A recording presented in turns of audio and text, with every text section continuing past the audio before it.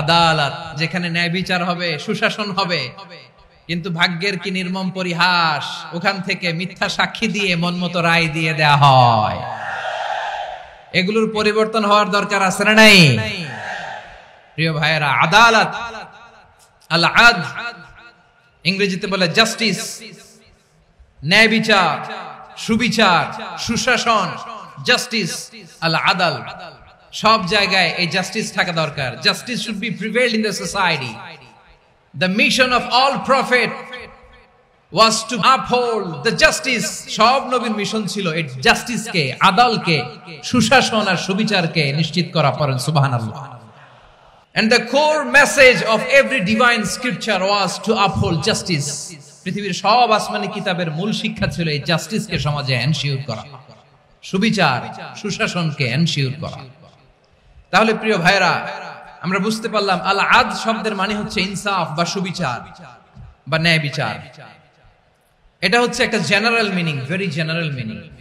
আপনি যদি in depth বুঝতে চান, আরো ভেতরে যান, তাহলে আদল মানে হচ্ছে সমন্বয়, আদল মানে হচ্ছে ভারসাম্য, ব্যালেন্স। আদল মানে হচ্ছে মধ্যম পন্থা। সুবহানাল্লাহ পড়েন। কারণ সব সময় সমান সমান হইলেই সুবিচার হয় না। কথা কি বুঝতেছেন? ইসলামের দ্য কনসেপ্ট অফ আদল, এটা এমন আদল, এটা সব সময় সমান সমান নয়। যখন সমান সমান দেয়া দরকার, ইসলাম সমান সমান দেয়। যখন ব্যালেন্স করা দরকার, চেক এন্ড ব্যালেন্স, সমন্বয়, ভারসাম্য করা দরকার, তখন ইসলাম ভারসাম্য করে দেয়। এটার নাম আদল। সুবহানাল্লাহ।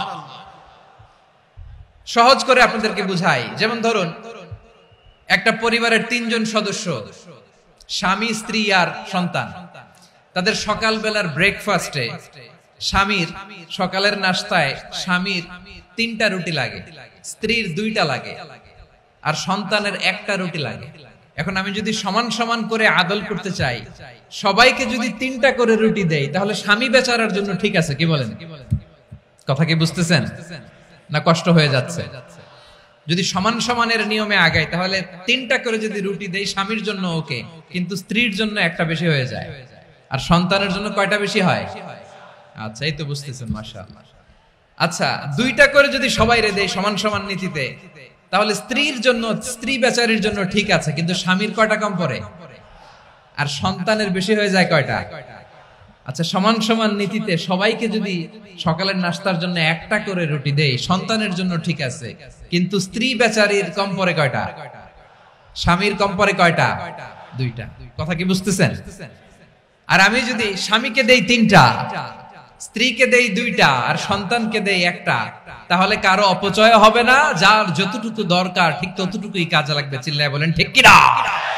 এটাই হচ্ছে ইসলামের আদল, যেখানে যার যতটুকু দরকার তাকে সেখানে ঠিক ততটুকু দিয়ে দেওয়ার নামই হচ্ছে আদল। চিল্লায় পড়েন আল্লাহু আকবার।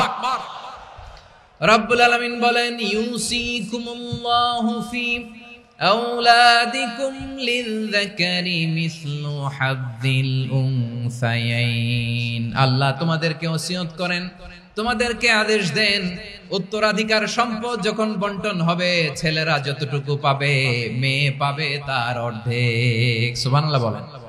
দেখেন, ছেলে যতদূর, মেয়ে অর্ধেক। ছেলে ডবল পাবে। আপাত দৃষ্টিতে মনে হয় এখানে অবিচার হয়েছে, কিন্তু আসলে কি অবিচার হয়েছে? আপনি বিয়ের ক্ষেত্রে যান, ওইখানে আবার ছেলে মোহরানা দেয়, মেয়ে সেখানে মোহরানা পায়। তাহলে চেক এন্ড ব্যালেন্স, ভারসাম্য, ব্যালেন্স, মধ্যম পন্থা এখানে আছে না নাই? এটাই হচ্ছে ইসলামের আদল। আল্লাহ তাআলা এই আদলের আদেশ দিয়েছেন, সুবিচার, ন্যায় বিচার, সুশাসন এবং ভারসাম্যের আদেশ দিয়েছেন। প্রিয় ভাইরা, একটি শান্তিময় সমাজ, একটা সমৃদ্ধ সমাজ, একটা মানবিক সমাজ যদি আমরা পেতে চাই, এই আয়াতের মধ্যে যতগুলো পয়েন্ট আছে সবগুলোর বাস্তবায়ন লাগবে। এই আয়াতে আল্লাহ তাআলা একটা মানবিক সমাজের রূপরেখা টেনেছেন। তার প্রথম কথা হচ্ছে, ইন্নাল্লাহা ইয়ামুরু বিল আদল। আল্লাহ তাআলা তোমাদেরকে আদলের নির্দেশনা দেয়, সুবিচার, সুশাসনের নির্দেশনা দেয়। যে সমাজে আদল থাকে না, সেই সমাজে জুলুম মানুষের ঘাড়ে চেপে বসে। আদলের বিপরীত হচ্ছে জুলুম। আদলের বিপরীত কি?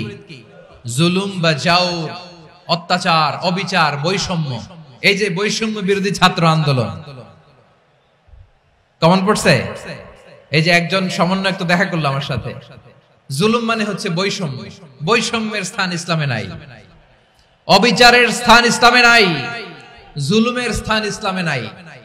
আল্লাহ তাআলা বলেন যে আমি জুলুমকে নিজের জন্য হারাম করেছি এবং তোমাদের জন্য হারাম করেছি। বিশ্বনবী ফরমান, আল্লাহ তাআলা বলেন হাদিসে কুদসিতে, ইয়া ইবাদি ইন্নী হারামতুয যুলমা আলা নাফসি ওয়া জাআলতুহু বাইনাকুম মুহাররামান ফালা তাযালামু। আমার গোলামেরা শোনো, নিশ্চয় আমি আল্লাহ তাআলা জুলুমকে আমি আমার উপরে হারাম করেছি, অনুরূপভাবে জুলুম করাকে তোমাদের উপরেও হারাম করেছি। ফলে ফালা তাযালামু, তোমরা একে অপরের সাথে জুলুম করো না। নির্দেশনাটা কার? খবরদার, জুলুমের সাথে আমাদের কোনো সম্পর্ক নাই। আল্লাহ তাআলা আদলের আদেশ দিয়েছেন, আদালতের আদেশ দিয়েছেন, সুশাসনের ন্যায় বিচারের আদেশ দিয়েছেন। ইন্নাল্লাহা ইয়ামুরু বিল আদল, আমাদেরকে আদল প্রতিষ্ঠা করতে হবে। জুলুমের সাথে ইসলামের কোনো সম্পর্ক নাই। আল্লাহ তাআলা জালিমদের জন্য কঠিন শাস্তি প্রস্তুত করে রেখেছেন। এক্সট্রা জুডিশিয়াল কিলিং এর কোনো হিসাব নাই, বিচার বহির্ভূত হত্যা, এনফোর্স ডিসঅ্যাপিয়ারেন্স, গুম, যেটা সবচাইতে বড় মানবতা বিরোধী অপরাধ। কত মানুষ যে গুম হয়েছে তার কোনো ইয়ত্তা নাই। যেই ফ্যামিলির সদস্য গুম হয়েছে তারা কি ওই লোকটার জন্য মাগফিরাতের দোয়া করবে নাকি সুস্বাস্থ্যের দোয়া করবে তারা নিজেরাও জানতো না, কারণ জানে না ও বেঁচে আছে না মরে গেছে। আহা, বিডিআর নওজওয়ানদের যারা ছাড়া পেল দেখলাম, বিনা অপরাধে, কোন অন্যায় ছাড়া, অপরাধ ছাড়া তাদের জীবন থেকে, তাদের তারুণ্যের, তাদের যৌবনের 15 বছর, 16 বছর, 17 বছর নাই, 6 মাস বয়সের ছোট বাচ্চাকে রেখে জেলে গেছে। 6 মাসের মেয়ে বেরোয় দেখে মেয়ের বয়স 17 বছর। মেয়ে বাবারে চিনে না, বাবা মেয়েরে চিনে না। মেয়েকে এখন বিয়ে দিয়ে আরেক ছেলের হাতে তুলে দিবে। মেয়ের শৈশব বাবা দেখে নাই, মেয়ের কৈশোর বাবা দেখে নাই, মেয়ের তারুণ্য দেখে নাই। আরেক যুবককে দেখলাম 14 দিনের সংসার, 2 সপ্তাহের সংসার শেষে জেলে গেছে। কত যুবকের যে স্ত্রী চলে গিয়েছে ফ্যামিলি ছেড়ে, কারণ জানে না তো কবে আসবে, কি হবে, কেউ জানতো না। দাম্পত্য জীবনের মাত্র 14 দিনের স্মৃতি, এই স্মৃতিকে আঁকড়ে ধরে এক বোন 16টা বছর, 17টা বছর কাটিয়ে দিয়েছে। আমি নিউজটা দেখে ভাবলাম, আমার এই বোনের প্রতিটি দিন কিভাবে কেটেছে, প্রতিটি রাত কিভাবে কেটেছে, প্রতিটি ক্ষণ কিভাবে কেটেছে। বিশ্বনবী বলেছেন, ইত্তাকি দাওয়াতাল মাজলুম ফাইন্না লাইসা বাইনাহু ওয়া বাইনাল্লাহি হিজাব। মাজলুমের কান্নাকে ভয় করো, কারণ মাজলুমের কান্না আর আল্লাহর মাঝে কোনো পর্দা থাকে না। আমরা আর এরকম কোন জুলুম বাংলাদেশে দেখতে চাই না। জোরে বলেন ঠিক কিনা? আমার প্রিয় বীর চট্টলার তৌহিদি মুসলমান, আমরা আর নতুন করে কেউ জালিম হোক এটা চাই না। নতুন করে আবার কেউ ফ্যাসিস্ট হোক আমরা চাই না। এক দল আরেক দলকে নিশ্চিহ্ন করার রাজনীতি করুক আমরা চাই না। আমরা সুশাসনের বাংলাদেশ চাই, মানবিক বাংলাদেশ চাই, আমরা একটা সমৃদ্ধ বাংলাদেশ চাই। আমরা বিশ্বের বুকে সম্মান নিয়ে মাথা উঁচু করে দাঁড়াতে চাই, ঠিক কিনা বলেন? আল্লাহ বললেন, এটা যদি তোমরা চাও, একটা সমৃদ্ধ সমাজ যদি বিনির্মাণ করতে চাও, মানবিক সমাজ যদি বিনির্মাণ করতে চাও, আমি তোমাদেরকে সেজন্য প্রথমে আদালতের নির্দেশ দিলাম। ইন্নাল্লাহা ইয়া'মুরু বিল আদল, নিশ্চয় আল্লাহ তাআলা তোমাদেরকে ন্যায় বিচার, সুশাসন এটার আদেশ দেন। সুবহানাল্লাহ।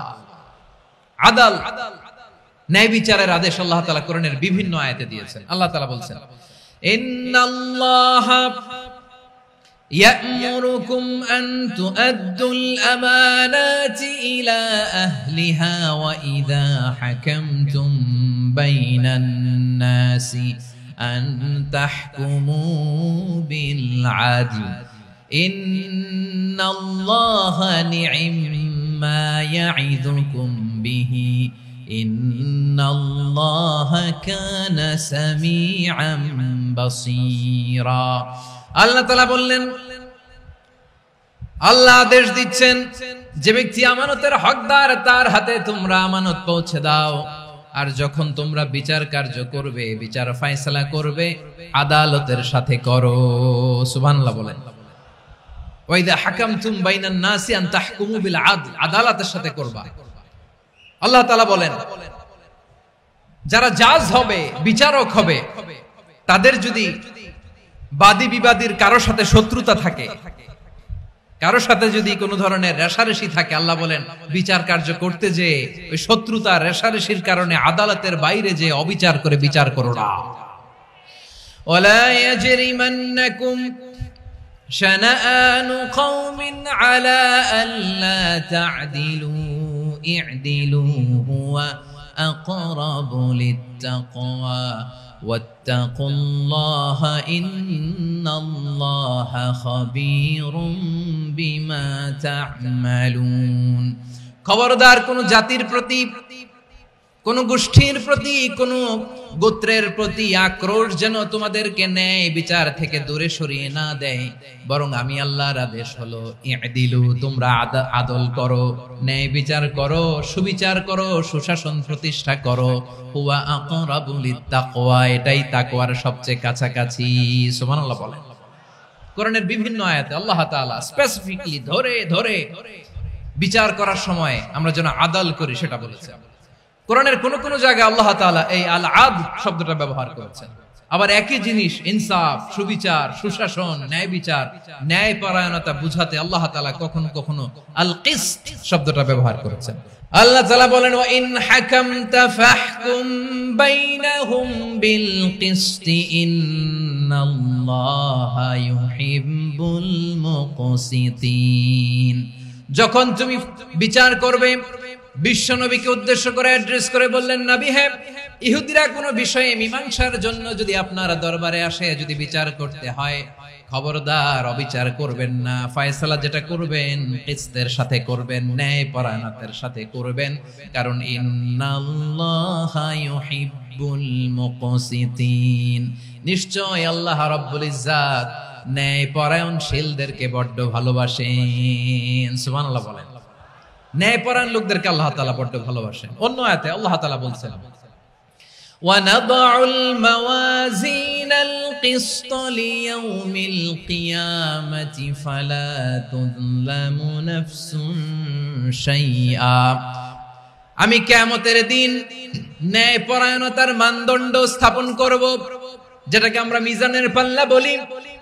আল্লাহ বলেন ন্যায় বিচারের মানদণ্ড কিয়ামতের ময়দানে আমি আল্লাহ স্থাপন করব। সেদিন কারো প্রতি বিন্দু পরিমাণ, এক চুল পরিমাণ অবিচার করা হবে না, কোনো বিচার করা হবে না। সেদিন সুশাসন হবে, সুবিচার হবে, ন্যায় পরায়ণতার সাথে বিচার হবে। আওয়াজ করে পড়েন আল্লাহু আকবার। তাহলে প্রিয় ভাইরা, যে তিনটি বিষয়ে আল্লাহ তাআলা আমাদেরকে আদেশ দিয়েছেন, তার প্রথমটা হচ্ছে আদালত, ইনসাফ, সুবিচার, ন্যায় বিচার। এটা আমরা চাই কি চাই না?